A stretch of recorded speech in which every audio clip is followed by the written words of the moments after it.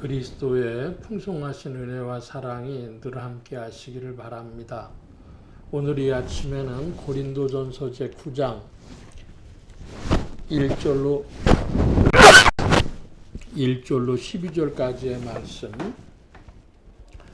생명의 삶 뷰티 5월 18일자 말씀입니다. 1절 이하의 말씀을 봅니다.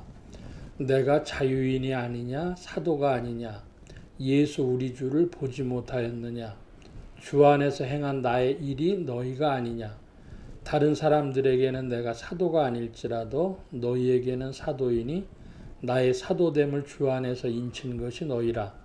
나를 비판하는 자들에게 변명할 것이 이것이니 우리가 먹고 마실 권리가 없겠느냐. 우리가 다른 사도들과 주의 형제들과 게바와 같이 믿음에 자매된 아내를 데리고 다닐 권리가 없겠느냐. 어찌 나와 바나바만 일하지 아니할 권리가 없겠느냐. 누가 자기 비용으로 군복무를 하겠느냐. 누가 포도를 심고 그 열매를 먹지 않겠느냐. 누가 양떼를 기르고 그 양떼의 젖을 먹지 않겠느냐. 내가 사람의 예대로 이것을 말하노니 율법도 이것을 말하지 아니하느냐. 모세 율법에 곡식을 밟아 떠는 소에게 망을 씌우지 말라 기록하였으니 하나님께서 어찌 소들을 위하여 염려하심이냐. 오로지 우리를 위하여 말씀하심이 아니냐. 과연 우리를 위하여 기록된 것이니 밭가는 자는 소망을 가지고 갈며 곡식 떠는 자는 함께 얻을 소망을 가지고 떠는 것이라. 우리가 너희에게 신령한 것을 뿌렸은즉 너희의 육적인 것을 거두기로 과하다 하겠느냐.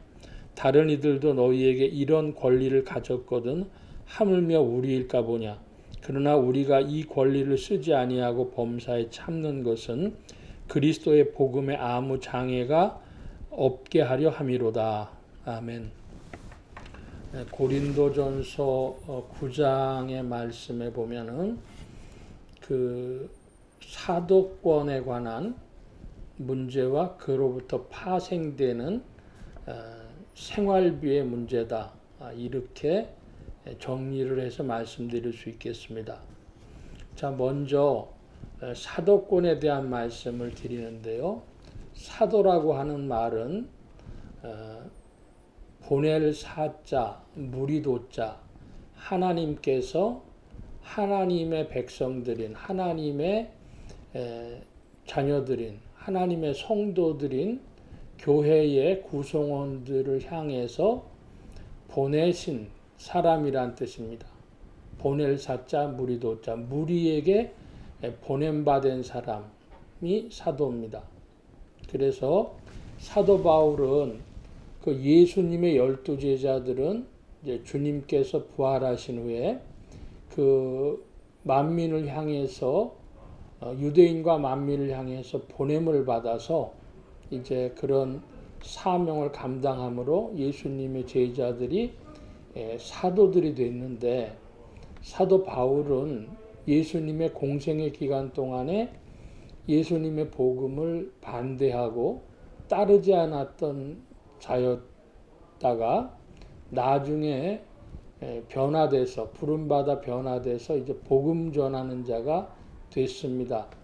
교회의 파송을 받아가지고 안디옥 교회의 파송을 받아가지고 보낸 바가 됐죠. 그래서 고린도 교회를 개척한 사람도 사도 바울입니다.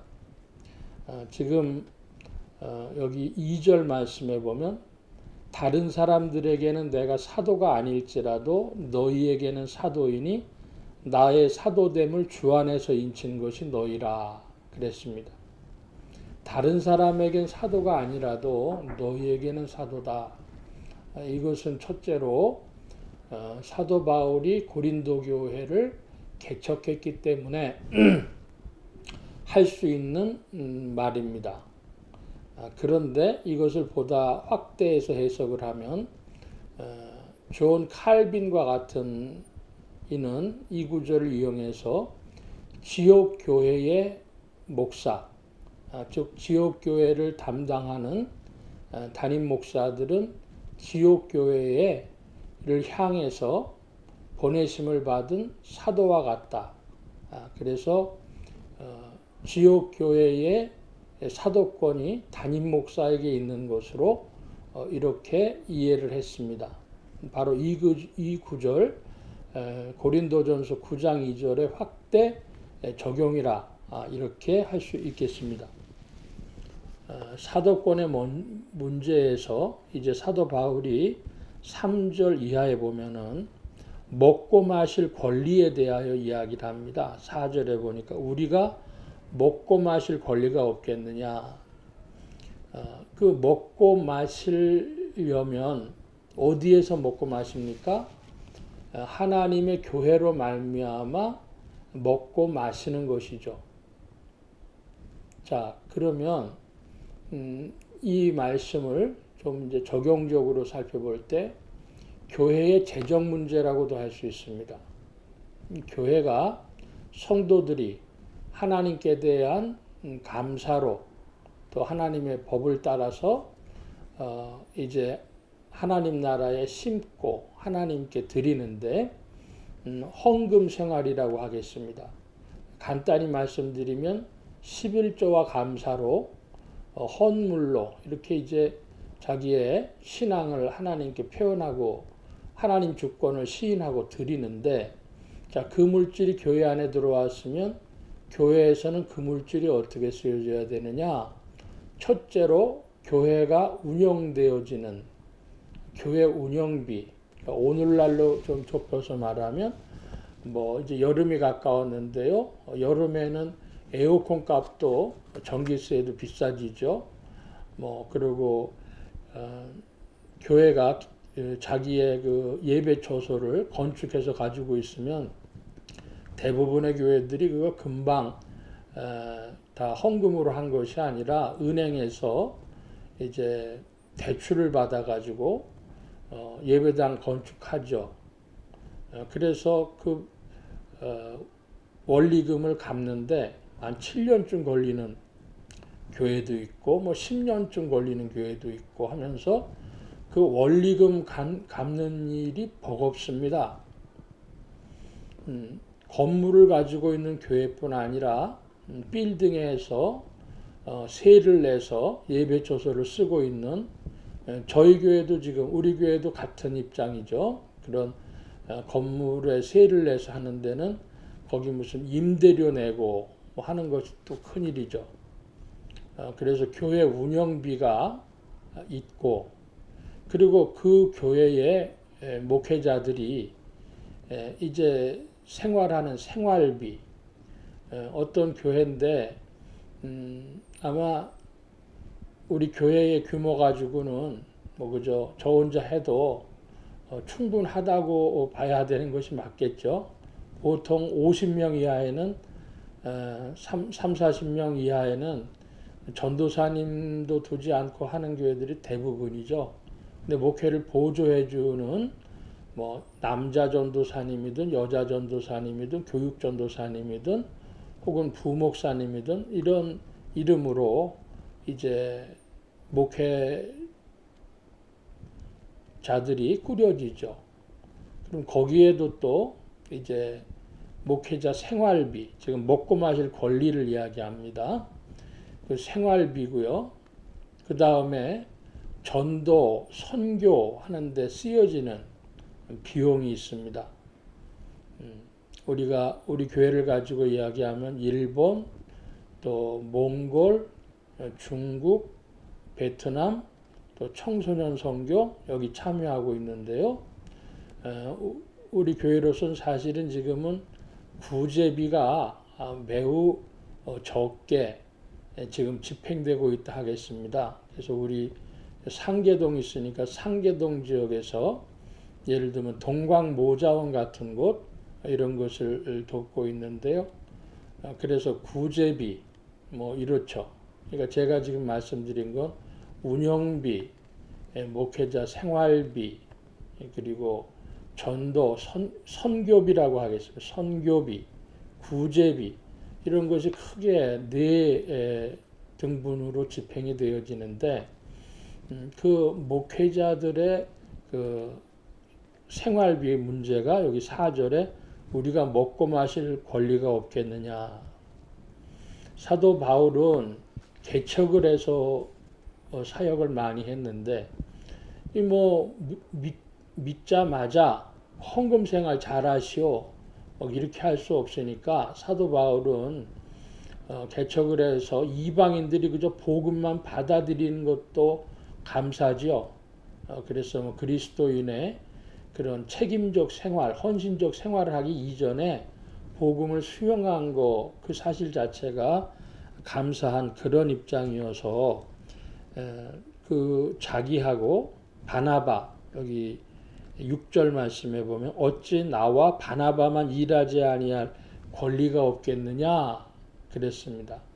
그래서 바나바하고 바울은 텐트 메이킹 미니스트리 그러니까 장막 짓는 업 지금으로 치자면은 많은 미국 목사님들은 카센터 주인이라고 이렇게 번역들을 대체 번역들을 많이 하셨어요. 그래서 그들이 익숙하게 사용하고 있는 장막, 장막을 고치는 업을 이제 사도 바울의 전도대가 감당하면서 거기에서 생활비를 보충하면서 그렇게 생활했던 것이죠. 그래서 어찌 나와 바나바만 일하지 아니할 권리가 없겠느냐 한 말씀은 그 말씀이었고요.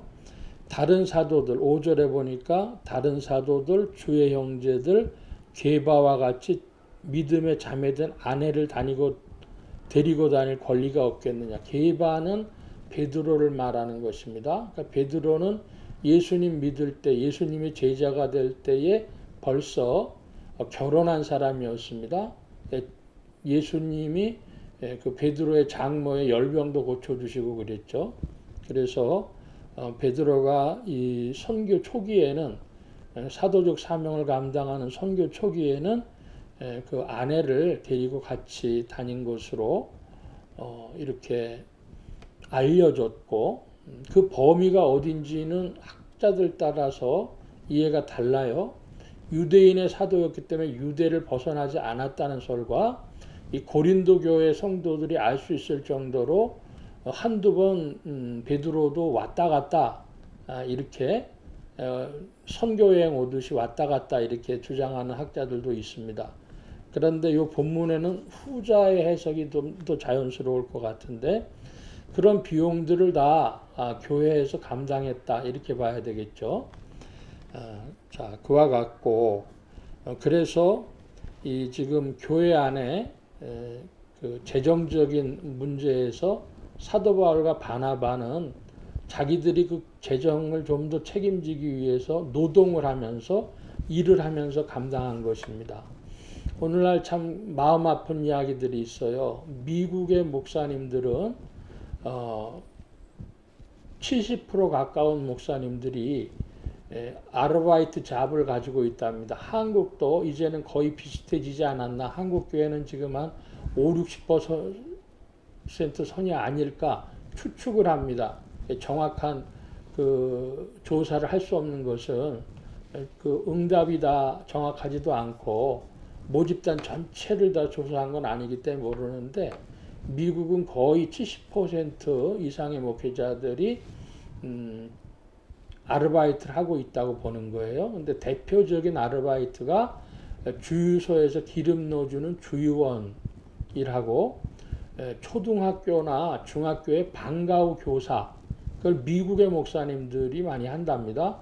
미국에는 방과후 학교에 뭐 농구 교실도 있고요. 뭐 무슨 뭐 바이올린 교실, 기타 교실인데 이런 것들 재능을 좀 가지고 계신 목사님들이 그런 거로 해서 아르바이트로 그 생활비를 더 버시는 일들도 있다 그럽니다. 그 말씀은 나중에 혹시 기회가 있으면은 참 현대 세계 교회 특별히 한국과 미국 교회의 그런 문제들 독일은 다릅니다. 독일은 개신교가 국교하고 같기 때문에 호봉제로 공무원처럼 생활비를 받죠. 그래서 독일은 형편이 좀 다르고요. 미국과 한국은 그런데 그래서 결론적으로 사도 바울이 전하는 말씀 12절에 다른 이들도 너희에게 이런 권리를 가졌거든 하물며 우리일까 보냐. 그러나 우리가 이 권리를 쓰지 아니하고 범사에 참는 것은 그리스도의 복음에 아무 장애가 없게 하려 함이로다. 그리스도 복음에 장애가 없게 하려 한다. 어떤 교회는 보면은 그 담임 목사님 또 혹은 부목사님, 전도사님 이런 분들이 계신데 이분들의 사례비를 매해 새로 책정하는 것 때문에 어려움이 있는 교회들도 있어요. 그래서 여기 복음에 아무 장애가 없게 하려 한다 그랬는데 어떤 그 담임 목사님이 꽤 큰 교회인데요. 여러 상황상 지금은 사례비를 올릴 수가 없다. 지금 코로나 시대 얘기를 하는 겁니다. 그래서 이제 그러면 사례비를 줄여야 되는데 어떻게 하겠냐? 줄여서 받고 사역을 감당하겠냐? 그렇지 않으면 사람 자체를 줄여야 되느냐? 이제 이 문제가 돼 있어요. 그래서 교육자들 다 모아놓고 나 포함 다 해가지고 일정 비율로 한 30%를 줄이고 사역을 하겠냐? 그렇지 않으면 어떻게 하겠냐 그랬더니 그 중에 몇몇 부목사님 한 분하고 또 전사님 한 분하고 나는 그러면은 나가겠습니다. 생활을 할 수가 없습니다. 지금 현재도 최소한의 생활인데 그래서 그분들이 나가는 걸로 해결됐다 그랬는데 그 참 마음이 아팠다고. 그분들이 다시 교회가 이제 그분들을 불러 수 있을까? 그러니까 지금 제가 얘기 들은 거로는 2020년 말 얘기인데요. 한 1년 반 가까이 전 얘기인데 다시 부를 수가 있을까? 가까이에 사시고 특별한 일 아니면 부를 수 있지만 이사 가시고 다른 생업의 일을 하셨으면 부르기가 어렵고 그분들이 다시 사역으로 복귀할 수 있을까 하면서 그 목사님이 매우 침통해 하시는 그런 얘기를 들은 적이 있습니다. 그래서 여기 복음에 아무 장애가 없게 하려 한다. 목회자들이 가져야 될 마음인 줄 압니다. 그러나 성도들은 교회가 그렇게 재정이 운영된다는 걸 생각을 해서 어떻게 내가 주님의 나라에 동참하고 나도 책임적인 구성원이 될까 이렇게 생각하면 되겠습니다. 그래서 결론적으로 복음의 장애가 없어야 된다.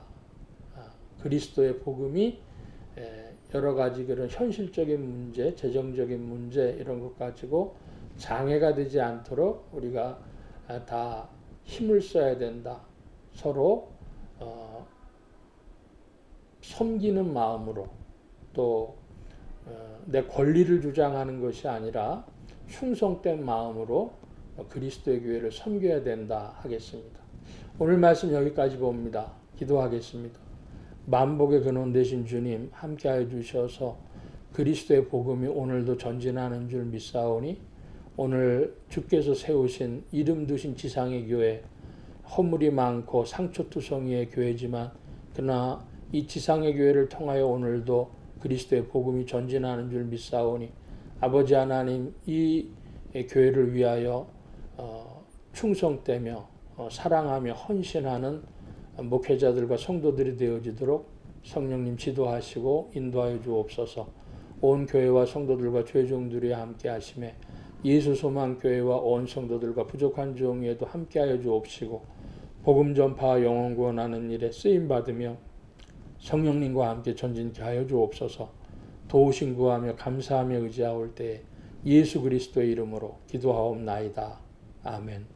하늘에 계신 우리 아버지여 이름이 거룩히 여김을 받으시오며 나라의 마옵시며 뜻이 하늘에서 이루어진 것 같이 땅에서도 이루어지이다. 오늘날 우리에게 일용할 양식을 주옵시고 우리가 우리에게 죄 지은 자를 사하여 준 것 같이 우리 죄를 사하여 주옵시고 우리를 시험에 들게 하지 마옵시고 다만 악에서 구하옵소서. 대개 나라와 권세와 영광이 아버지께 영원히 있사옵나이다. 아멘.